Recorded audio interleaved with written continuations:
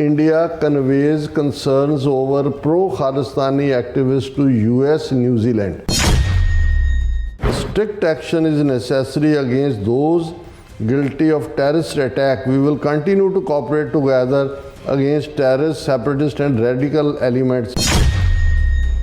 Rajnath asks the US to designate Sikhs for Justice a terrorist organization. Defense Minister conveyed that SFJ was involved in terrorist activities and is also supported by Pakistan's inter-service intelligence. He asked the US to act against them and also declare them a terrorist organization so that the message goes across the world.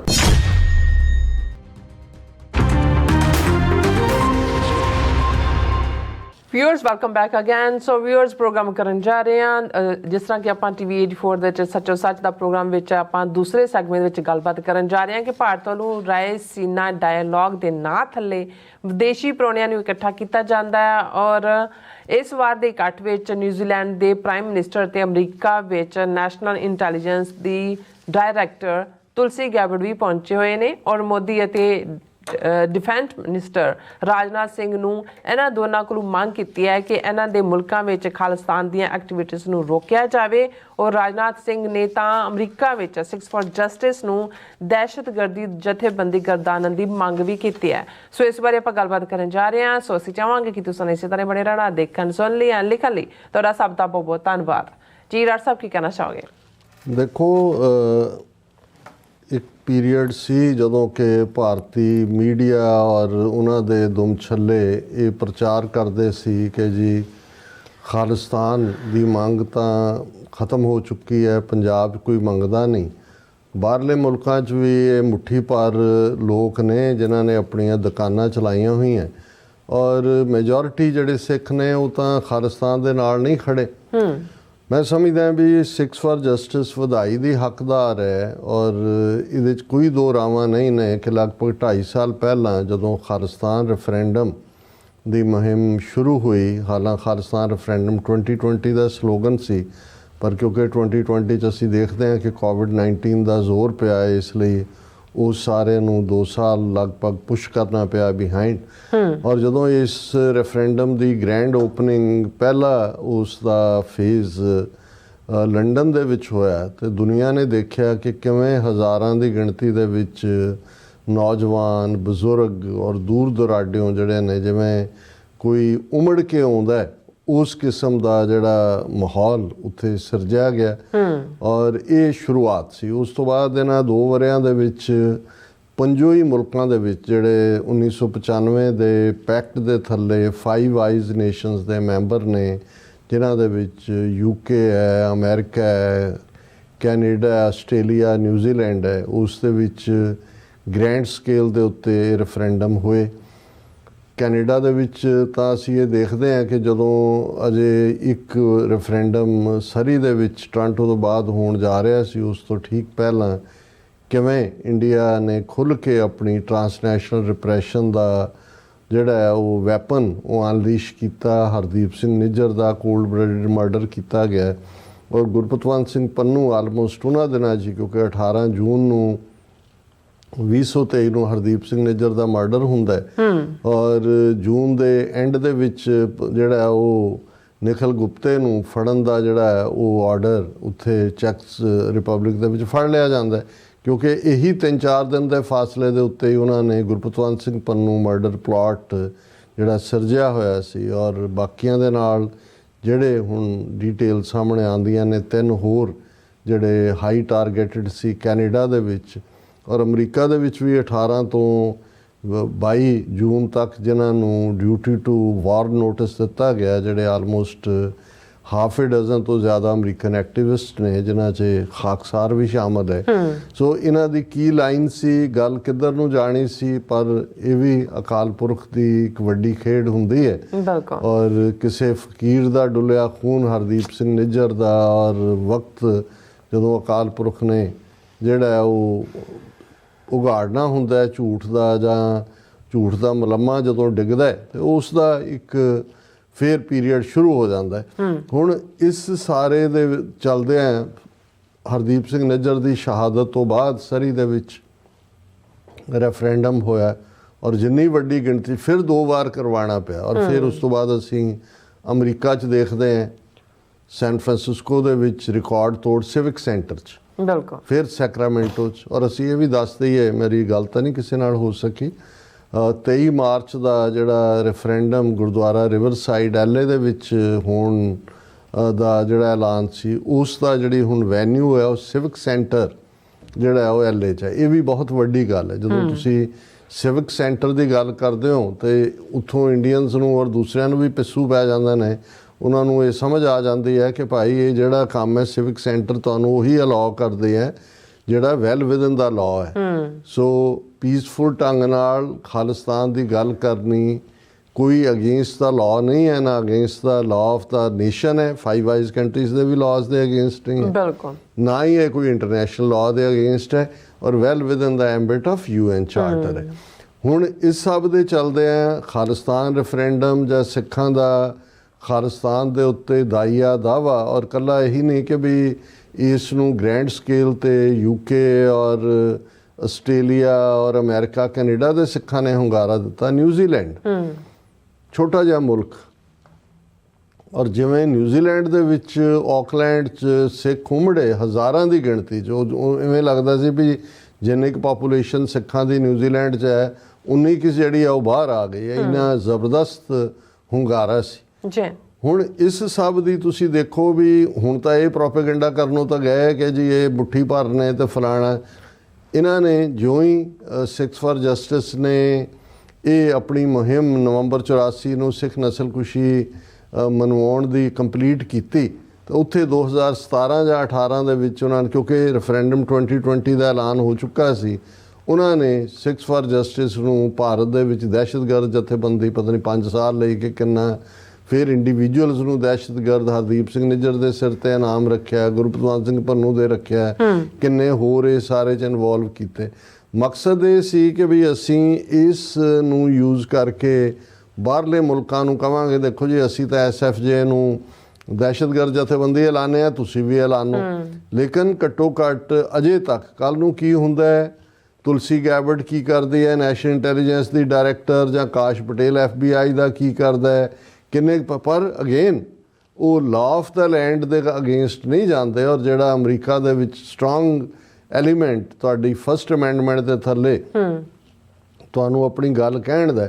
ਪਰ ਤੁਸੀਂ ਇਹਨਾਂ ਦਾ ਘਟੀਆਪਨ ਦੇਖੋ ਜਾਂ ਇਹਨਾਂ ਦੀ insecurity ਦੇਖੋ ਕਿ 1 billion 400 million ਜਾਂ ਹੁਣ ਤਾਂ 500 ਤੋਂ ਵੀ ਜ਼ਿਆਦਾ ਹੋਣ ਦਾ ਮੁਲਕ, ਇੱਕ ਮੁਲਕ ਦੇ ਵਿੱਚ ਛੋਟੇ ਜਿਹੇ ਮੁਲਕ 'ਚ ਨਿਊਜ਼ੀਲੈਂਡ ਵਰਗੇ 'ਚ ਖਾਲਿਸਤਾਨ ਰੈਫਰੈਂਡਮ ਦੀਆਂ ਵੋਟਾਂ ਤੋਂ ਹੀ ਇੰਨਾ ਜਿਹੜਾ ਉਹ ਖੌਫਜ਼ਦਾ ਹੋਇਆ। ਹੁਣ ਰਾਇਸੀਨਾ ਡਾਇਲੋਗ, ਰਾਇਸੀਨਾ ਇਹ ਉਹ ਸਾਰਾ ਪਿੰਡ ਦਾ ਨਾਂ ਰਿਹਾ ਜਾਂ ਇਲਾਕਾ ਜਿਹੜਾ ਕਿਸੇ ਵੇਲੇ ਜਦੋਂ ਅਸੀਂ ਗੁਰੂ ਤੇਗ ਬਹਾਦਰ ਸਾਹਿਬ ਦੇ ਪੀਰੀਅਡ ਦੀ ਗੱਲ ਕਰਦੇ ਹਾਂ, ਲੱਖੀ ਸ਼ਾਹ ਲੁਬਾਣਾ ਜਿਨ੍ਹਾਂ ਨੇ ਗੁਰੂ ਤੇਗ ਬਹਾਦਰ ਸਾਹਿਬ ਦੇ ਧੜ ਦਾ ਸੰਸਕਾਰ ਕੀਤਾ, ਜਾਂ ਦੂਜਾ ਇਹ ਸਾਰਾ ਰਕਾਬਗੰਜ, ਕਿਉਂਕਿ ਘੋੜਿਆਂ ਦੀਆਂ ਰਕਾਬਾਂ, ਔਰ ਇਹ ਬੜੇ ਅਮੀਰ ਵਪਾਰੀ ਸਿੱਖ ਵਣਜਾਰਿਆਂ ਦੇ ਇਲਾਕੇ ਸੀ। ਔਰ ਇਸੇ ਹੀ ਰਾਇਸੀਨਾ ਦੇ ਵੱਡੇ ਹਿੱਸੇ ਦੇ ਉੱਤੇ ਜਦੋਂ ਬ੍ਰਿਟਿਸ਼ ਗਵਰਨਮੈਂਟ ਨੇ ਨਿਊ ਦਿੱਲੀ ਬਣਾਈ ਤੇ ਇਹਨਾਂ ਦੀਆਂ ਜ਼ਮੀਨ ਗ੍ਰੈਬ ਕਰਕੇ ਤੇ ਇੱਥੇ ਜਿਹੜਾ ਉਹ ਪ੍ਰੈਜ਼ੀਡੈਂਟ ਹਾਊਸ, ਪਾਰਲੀਮੈਂਟ ਹਾਊਸ, ਇਹ ਸਾਰੇ ਖੜੇ ਕੀਤੇ ਗਏ। ਸੋ ਇਹ ਜਿਹੜੇ ਨੇ ਉਹਨੂੰ ਰਾਇਸੀਨਾ ਡਾਇਲੋਗ ਦੇ ਨਾਂ ਥੱਲੇ ਕੁਝ ਸਾਲ ਪਹਿਲਾਂ, ਸ਼ਾਇਦ 6-7 ਸਾਲ ਪਹਿਲਾਂ, ਇੰਡੀਆ ਨੇ ਦੱਸਣ ਲਈ ਕਿ ਜੀ ਅਸੀਂ ਜਿਹੜਾ ਅੱਡ-ਅੱਡ ਵਿਸ਼ਿਆਂ ਤੇ ਯੂਰਪੀਅਨ ਕੰਟਰੀਜ਼ ਨੂੰ, ਹੁਣ ਵੀ ਜਿੰਨੇ ਕੁ ਵੀ 20-25 ਜਿਹੜੇ ਇਹਨਾਂ ਦੇ ਸੋ ਕਾਲਡ ਮਹਿਮਾਨ ਨੇ, ਉਹਨਾਂ ਹੀ ਤੁਹਾਨੂੰ south East Asia, north East Asia ਜਾਂ ਮਿਡਲ ਈਸਟ ਜਾਂ ਉਹਨਾਂ ਦੀ ਰਿਪਰੈਜ਼ੈਂਟੇਸ਼ਨ ਨਹੀਂ ਮਿਲਦੀ ਹੈ। ਜਸਟ ਉਹਨਾਂ ਨੂੰ ਜਿਹੜਾ ਇਹ ਦੱਸਣ ਲਈ ਕਿ ਜੀ ਦੇਖੋ ਅਸੀਂ ਇੱਕ ਸਿਸਟਮ ਹੈ, ਸੋ ਉਹਦਾ ਟੌਪਿਕ ਰੱਖ ਲਿਆ ਜਾਂਦਾ ਹੈ ਔਰ ਫਿਰ ਉਸ ਡਾਇਲੋਗ 'ਚ ਕਿਸੇ ਨਾ ਕਿਸੇ ਨੂੰ ਪ੍ਰੀਜ਼ਾਈਡ ਕਰਨ ਲਈ ਸੱਦਿਆ ਜਾਂਦਾ। ਹੁਣ ਇਸ ਸਾਲ ਦਾ ਜਿਹੜਾ ਰਾਇਸੀਨਾ ਡਾਇਲੋਗ ਦੇ ਵਿੱਚ ਪ੍ਰੀਜ਼ਾਈਡ ਕਰਨ ਲਈ ਸੱਦਿਆ ਗਿਆ, ਉਹ ਨਿਊਜ਼ੀਲੈਂਡ ਦੇ ਪ੍ਰਾਈਮ ਮਿਨਿਸਟਰ ਕ੍ਰਿਸਟੋਫਰ ਲਗਜ਼ਨ ਉਹਨੇ ਪ੍ਰੀਜ਼ਾਈਡ ਕੀਤਾ। ਹਾਲਾਂ ਅੱਜ ਉਹ ਡਰਾਮੇਬਾਜ਼ੀ ਵੀ ਕੀਤੀ ਗਈ ਕਿ ਮੋਦੀ ਔਰ ਇਹ mister Christopher ਲਗਜ਼ਨ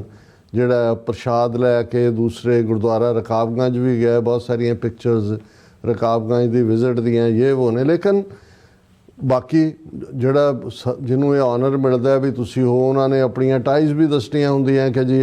direct trade deal ਵੀ 10 ਸਾਲ ਤੋਂ ਜਿਹੜੀ ਡੈਡ ਪਈ ਸੀ ਨਿਊਜ਼ੀਲੈਂਡ ਦੀ ਉਹ ਵੀ ਸ਼ੁਰੂ ਹੋ ਗਈ ਤੇ ਫਲਾਣਾ। ਲੇਕਿਨ ਜਿਹੜੀ ਗੱਲ ਨੇ ਸਾਰਿਆਂ ਦਾ ਧਿਆਨ ਖਿੱਚਿਆ, ਜਦੋਂ ਹੁਣੇ ਤੁਸੀਂ ਇਹਨਾਂ ਦੀ ਨਿਊਜ਼ ਏਜੰਸੀ PTI ਦੀ ਖਬਰ ਦੇਖਦੇ ਹੋ, India conveys concerns over pro Khalistani activist to US New Zealand. ਹੁਣ ਮੋਦੀ ਇਨ ਪਰਸਨ ਨਿਊਜ਼ੀਲੈਂਡ ਦੇ ਪ੍ਰਾਈਮ ਮਿਨਿਸਟਰ ਨੂੰ ਕਹਿੰਦਾ ਕ੍ਰਿਸਟੋਫਰ ਲਕਜ਼ਨ ਨੂੰ ਕਿ ਭਾਈ ਇਹ ਜਿਹੜਾ strict action is necessary against those guilty of terrorist attack. We will continue to cooperate together against terrorist, separatist and radical elements, he said. ਉਹਨੇ ਕਿਹਾ ਜੀ ਇਹ ਜਿਹੜਾ ਤੁਹਾਡੇ ਤਾਂ ਪਹਿਲਾਂ ਹੀ ਜਿਹੜਾ ਨਿਊਜ਼ੀਲੈਂਡ ਦੇ ਵਿੱਚ 2019 ਦੇ ਵਿੱਚ ਕ੍ਰਾਈਸਟ ਚਰਚ ਟੈਰਰ ਅਟੈਕ ਹੋਇਆ ਸੀ, ਔਰ ਤੁਹਾਡੇ ਮੁਲਕ ਦੇ ਵਿੱਚ ਖਾਲਿਸਤਾਨੀ ਦਹਿਸ਼ਤਗਰਦੀ ਦੀਆਂ ਐਕਟੀਵਿਟੀਜ਼ ਨੂੰ ਬੰਦ ਕਰੋ। ਹਾਲਾਂ ਕੋਈ ਨਿਊਜ਼ੀਲੈਂਡ 'ਚ ਵਾਕਿਆ ਨਹੀਂ ਅਦਰ ਦੈਨ ਰੈਫਰੈਂਡਮ। ਸੋ ਉਹਨੇ ਅੱਗੋਂ ਕੀ ਕਹਿਣਾ ਸੀ, ਪਰ ਤੁਸੀਂ ਇਹਨੂੰ ਤੁਸੀਂ ਸਿੱਖਾਂ ਨੂੰ ਬਦਨਾਮ ਕਰਨ ਦੀ ਲਾਈਨ ਦੇ ਥੱਲੇ ਦੇਖੋ, ਇਹਨਾਂ ਦਾ ਖੌਫਜ਼ਦਾ ਹੋਣਾ ਦੇਖੋ ਕਿ ਵੀ ਇਸ ਨੂੰ ਇਹਨੇ ਯਕੀਨੀ ਬਣਾਇਆ ਮੋਦੀ ਨੇ ਕਿ ਵੀ ਉਸ ਨੇ ਪਰਸਨਲੀ ਜਿਹੜਾ ਹੈ ਇਸ ਦੇ ਉੱਤੇ ਜਿਹੜਾ ਉਹਨੂੰ ਕਿਹਾ ਕਿ ਜੀ ਖਾਲਿਸਤਾਨੀਆਂ ਦੀ ਐਕਟੀਵਿਟੀ ਜਿਹੜੀ ਹੈ ਨਿਊਜ਼ੀਲੈਂਡ 'ਚ ਬੰਦ ਕਰੋ। ਹੁਣ ਤੁਲਸੀ ਗੈਬਰਟ ਜਿਹੜੀ 18 ਅਮਰੀਕਾ ਦੀਆਂ ਇੰਟੈਲੀਜੈਂਸ ਏਜੰਸੀਆਂ ਦੀ ਡਾਇਰੈਕਟਰ ਬਣੀ ਹੈ, ਲਗਭਗ $70 ਬਿਲੀਅਨ ਦਾ ਬਜਟ, ਉਹਨੂੰ ਵੀ ਇਨਵਾਈਟ ਕੀਤਾ ਰਾਇਸੀਨਾ ਡਾਇਲੋਗ 'ਚ। ਔਰ ਉਸ ਤੋਂ ਇਲਾਵਾ ਰਾਇਸੀਨਾ ਡਾਇਲੋਗ ਤੋਂ ਵੀ ਪਹਿਲਾਂ ਇਹ 5 ਆਈਜ਼ ਕੰਟਰੀਜ਼ ਦੇ ਜਿਹੜੇ ਸਪਾਈ ਚੀਫ ਨੇ ਉਹ ਵੀ, ਔਰ ਕੁਝ ਹੋਰ ਮੁਲਕਾਂ ਦੇ ਵੀ, ਅਜੀਤ ਡੋਵਲ ਦੇ ਨਾਲ ਇੱਕ ਦਿਨ ਦੀ ਮੀਟਿੰਗ ਪਹਿਲਾਂ ਰੱਖੀ ਗਈ ਕਿ ਜੀ ਇੰਟਰਨੈਸ਼ਨਲ ਟੈਰਰਿਜ਼ਮ ਉਹ ਅਸੀਂ ਇਹਨਾਂ ਦੀ ਕਾਰਗੁਜ਼ਾਰੀ ਤੇ ਤੁਲਸੀ ਗੈਬਰਟ ਜਾਂ ਉਹਦਾ ਪਿਛੋਕੜ ਉਹਦੀ ਹੁਣ ਅਸੀਂ ਗੱਲ ਨਹੀਂ ਕਰਾਂਗੇ। ਹਾਲਾਂਕਿ ਇਸ ਤੋਂ ਤੁਸੀਂ ਅੰਦਾਜ਼ਾ ਲਾ ਸਕਦੇ ਹੋ ਕਿ ਭਾਈ ਇੰਟੈਲੀਜੈਂਸ ਗੈਦਰਿੰਗ ਜਾਂ ਇੰਟੈਲੀਜੈਂਸ ਕੀ ਹੋਏਗਾ। ਇਹਨਾਂ ਦੀ ANI ਨੇ ਹੈਡਲਾਈਨ ਲਾਈ, love India always feel at home when I am here, US intelligence chief Tulsi Gabbard. ਚਲੋ ਬਹੁਤ ਚੰਗੀ ਗੱਲ ਹੈ, ਤੁਲਸੀ ਜੀ ਨੂੰ ਜਿਹੜਾ ਉਹ ਇੰਡੀਆ ਆਪਣਾ ਘਰ ਲੱਗਦਾ ਜਾਂ ਦੂਜਾ, ਪਰ ਜੇ ਐਜ਼ ਏ ਜਿਹੜਾ ਉਹਨਾਂ ਦੇ ਡਿਊਟੀਜ਼ ਨੇ as a intelligence chief director ਉਹਨਾਂ ਏਜੰਸੀਆਂ ਦੇ, ਜੇ ਅਮਰੀਕਨ ਸਿਟੀਜ਼ਨਸ ਨੂੰ ਅਮਰੀਕਨ ਸੋਇਲ ਦੇ ਉੱਤੇ ਮਾਰਨ ਵਾਲੀ ਹਕੂਮਤ ਜਿਸ ਦੇ ਸਬੂਤ ਅਮਰੀਕਾ ਦੀਆਂ ਅਦਾਲਤਾਂ 'ਚ ਨੇ, ਹੁਣ ਟਰਾਇਲ ਜਾਣ ਜਾ ਰਿਹਾ, ਇਹ ਹੁਣ ਦੇਖਣਾ ਹੋਏਗਾ ਆਉਣ ਵਾਲੇ ਪੀਰੀਅਡ 'ਚ ਕਿ ਭਾਈ ਜਿਹੜਾ ਉਸ ਮਿੱਟੀ ਨਾਲ ਪਿਆਰ ਹੈ ਜਾਂ ਕਨਵਰਟ ਹਿੰਦੂ ਬੀਬੀ ਹੋਈ ਹੈ, ਗੀਤਾ ਤੇ ਹੱਥ ਰੱਖ ਕੇ ਸਹੁੰ ਚੁੱਕੀ ਸੀ, ਉਹ ਕਿਵੇਂ ਨਿਭੇਗੀ ਕਿਵੇਂ ਨਹੀਂ। ਲੇਕਿਨ ਤੁਲਸੀ ਗੈਬਰਟ ਨੂੰ ਮੋਦੀ ਵੀ ਇੱਥੇ ਜਦੋਂ ਆਇਆ DC 'ਚ ਸਭ ਤੋਂ ਪਹਿਲਾਂ ਮਿਲਿਆ, ਔਰ ਹਾਲਾਂ ਤੁਲਸੀ ਗੈਬਰਟ ਨੈਸ਼ਨਲ ਇੰਟੈਲੀਜੈਂਸ ਚੀਫ ਨੂੰ ਮਿਲ ਲਿਆ, ਅਜੀਤ ਡੋਵਾਲ ਉਹਦਾ ਕਾਊਂਟਰ ਪਾਰਟ ਹੋ ਸਕਦਾ ਹੈ। ਲੇਕਿਨ ਤੁਸੀਂ ਦੇਖੋ ਵੀ ਕਿਵੇਂ ਬਿਯੋਂਡ ਪ੍ਰੋਟੋਕੋਲ ਉਹ ਜਾ ਰਹੇ ਨੇ। ਰਾਜਨਾਥ ਸਿੰਘ ਡਿਫੈਂਸ ਮਿਨਿਸਟਰ, ਹਾਲਾਂ Rajnath Singh secretary of defence ਨੂੰ ਮਿਲੇ ਤਾਂ ਸਮਝ ਆ ਸਕਦਾ, ਉਹਦੇ ਨਾਲ ਵੀ ਤੁਲਸੀ ਗੈਬਰਟ ਦੀ ਅੱਧਾ ਘੰਟੇ ਦੀ ਕਲੋਜ਼ ਡੋਰ ਮੀਟਿੰਗ ਹੁੰਦੀ ਹੈ, ਔਰ ਉਸ ਮੀਟਿੰਗ 'ਚੋਂ ਨਿਕਲਦਾ ਕੀ ਹੈ ਉਹਦੇ 'ਚ ਤੁਸੀਂ ਫੇਰ ਦੇਖੋ ਵੀ ਇਹ ਤਾਂ ਭਾਰਤ ਨੂੰ ਤਾਂ ਖਾਲਿਸਤਾਨ ਦਾ ਤਾਪ ਚੜਿਆ ਹੋਇਆ, ਇਹ ਨਾ ਹੋਏ ਵੀ ਇਹਦੇ ਨਾਲ ਹੀ ਦਮ ਤੋੜ ਜਾਣ। ਹੁਣ ਜਿਹੜਾ ਇਹਨਾਂ ਦੀ ਮੇਨ ਨਿਊਜ਼ ਸਾਰਾ ਮੀਡੀਆ ਲਾਉਂਦਾ, Rajnath asks the US to designate Sikhs for Justice a terrorist organisation, ਕਿ ਵੀ national intelligence director Tulsi Gabbard ਦੇ ਨਾਲ ਮੁਲਾਕਾਤ ਵੇਲੇ ਡਿਫੈਂਸ ਮਿਨਿਸਟਰ ਰਾਜਨਾਥ ਸਿੰਘ ਨੇ ਮੰਗ ਕੀਤੀ ਕਿ America Khalistan separatist group Sikhs for justice ਨੂੰ, ਜਿਹੜੀ ਕਿ ਇੱਕ ਦਹਿਸ਼ਤਗਰਦ ਜਥੇਬੰਦੀ ਇੰਡੀਆ ਨੇ ਐਲਾਨੀ ਹੋਈ ਹੈ, ਉਸ ਨੂੰ ਦਹਿਸ਼ਤਗਰਦ ਜਥੇਬੰਦੀ ਐਲਾਨੇ। ਉਹਨਾਂ ਦੀ ਹੀ ਇਹ ਨਿਊਜ਼ ਆਈਟਮ ਕੋਟ ਅਨਕੋਟ ਹੈ। Defense Minister conveyed that SFJ was involved in terrorist activities and is also supported by Pakistan's inter-service intelligence. ਹੁਣ ISI ਨਾਲ ਜੋੜਤਾ ਹੈ। He asked the US to act against them and also declare them a terrorist organization so that the message goes across the world, ਕਿ ਦੁਨੀਆ ਨੂੰ ਇਹ ਸੁਣਾਇਆ ਜਾਏ ਕਿ ਅਮਰੀਕਾ ਨੇ SFJ ਨੂੰ ਦਹਿਸ਼ਤਗਰਦ ਜਥੇਬੰਦੀ ਐਲਾਨ ਦਿੱਤਾ ਹੈ। ਔਰ ਉਹਨੇ ਅੱਗੋਂ ਕੀ ਕਿਹਾ ਹੋਣਾ ਕੀ ਨਹੀਂ ਉਹਨੂੰ ਵੀ ਪਤਾ ਹੈ ਕਿ ਭਾਈ ਇਹਨਾਂ ਦੇ ਤਾਂ ਖਿਲਾਫ ਜਿਹਨੂੰ SFJ ਨੂੰ ਦਹਿਸ਼ਤਗਰਦ ਤੁਸੀਂ ਬਣਾ ਰਹੇ ਹੋ, ਉਹਨਾਂ ਦੇ ਲੀਗਲ ਕੌਂਸਲ ਨੂੰ ਤਾਂ ਤੁਸੀਂ ਨਿਸ਼ਾਨਾ ਬਣਾਉਂਦੇ ਆ ਟਰਾਂਸਨੈਸ਼ਨਲ ਰਿਪਰੈਸ਼ਨ ਕੀਤਾ ਹੋਇਆ ਅਮਰੀਕਨ ਸੋਇਲ ਤੇ ਇਹ ਜਿਹੜੀ ਹੈ ਤੁਸੀਂ ਸਾਜ਼ਿਸ਼ ਕੀਤੀ ਹੈ ਔਰ ਉਹ ਤਾਂ ਟਰਾਇਲ ਦੇ ਵਿੱਚ ਹੈ। ਲੇਕਿਨ ਅਸੀਂ ਇਹ ਦੇਖ ਸਕਦੇ ਹਾਂ ਇਹ ਹੁਣ ਆਉਣ ਵਾਲੇ ਪੀਰੀਅਡ 'ਚ ਕੀ ਹੁੰਦਾ ਹੈ ਜਾਂ ਇੱਥੋਂ ਦੀਆਂ ਏਜੰਸੀਜ਼ ਕਿਵੇਂ ਬਿਹੇਵ ਕਰਦੀਆਂ। ਪਰ ਇਹਨਾਂ ਨੇ ਆਪਣਾ ਝੱਗਾ ਚੱਕ ਕੇ ਦਿਖਾ ਦਿੱਤਾ ਹੈ ਵੀ ਕਿਸ ਲੈਵਲ ਦੇ ਘਟੀਆ ਪੱਧਰ 'ਤੇ ਜਾ ਕੇ ਇਹਨਾਂ ਨੇ ਸਿੱਖਾਂ ਨੂੰ ਨਿਸ਼ਾਨੇ 'ਤੇ ਲਿਆ ਹੋਇਆ। ਲਾਰਜੈਸਟ ਡੈਮੋਕ੍ਰੇਸੀ ਵੀ ਕਹਿੰਦੇ ਨੇ, ਆਪਣੇ ਆਪ ਨੂੰ ਜਿਹੜਾ ਹੈ ਉਹ ਬਹੁਤ ਉੱਭਰ ਰਹੀ ਪਾਵਰ ਵੀ ਕਹਿੰਦੇ ਨੇ, ਪਰ ਇਹਨਾਂ ਨੂੰ ਖਾਲਿਸਤਾਨ ਦੀਆਂ ਵੋਟਾਂ ਤੋਂ ਡਰ ਲੱਗਦਾ ਹੈ, ਖਾਲਿਸਤਾਨ ਦੇ ਨਾਅਰਿਆਂ ਤੋਂ ਡਰ ਲੱਗਦਾ ਹੈ, ਸਿੱਖਾਂ ਦੇ ਗੁਰਦੁਆਰਿਆਂ ਦੇ ਵਿੱਚ ਖਾਲਿਸਤਾਨ ਦੀ ਗੱਲ ਤੋਂ ਖੌਫ ਹੁੰਦਾ ਹੈ, ਸਿੱਖਾਂ ਦੇ ਨਗਰ ਕੀਰਤਨਾਂ 'ਚ ਖਾਲਿਸਤਾਨ ਲਈ ਖਲੋਣ ਵਾਲੇ ਸ਼ਹੀਦ ਹੋਣ ਵਾਲੇ ਸਿੰਘਾਂ ਦੀਆਂ ਤਸਵੀਰਾਂ ਤੋਂ ਡਰ ਲੱਗਦਾ ਹੈ। ਉਹ ਠੀਕ ਕਵੀਸ਼ਰ ਕਹਿੰਦੇ ਨੇ ਵੀ ਅੱਗੇ ਤਾਂ ਪਿੰਡਾਂ ਵਾਲਿਆਂ ਤੋਂ ਤਾਂ ਡਰਦੇ ਹੀ ਡਰਦੇ ਸੀ, ਹੁਣ ਪਿੰਡਾਂ ਵਾਲਿਆਂ ਦੀ ਤਸਵੀਰ ਤੋਂ ਵੀ ਡਰਦੇ ਨੇ। ਇਸ ਕਿਸਮ ਦੇ ਇਹ ਬਹਾਦਰ ਔਰ ਬੜੀ ਸੋਲਿਡ ਡੈਮੋਕ੍ਰੇਸੀ ਭਾਰਤ ਦੀ ਹੈ। ਜੀ ਡਾਕਟਰ ਸਾਹਿਬ ਤੁਹਾਡਾ ਬਹੁਤ ਬਹੁਤ ਸ਼ੁਕਰੀਆ। ਸੋ ਥਲੇ ਨੇ ਬ੍ਰੇਕ ਵਿਊਅਰਸ ਤੁਸੀਂ ਇਸੇ ਤਰ੍ਹਾਂ ਬਣੇ ਰਹਿਣਾ, ਮਿਲਦੇ ਹਾਂ ਛੋਟੇ ਜਿਹੇ ਵਕਫੇ ਤੋਂ ਬਾਅਦ।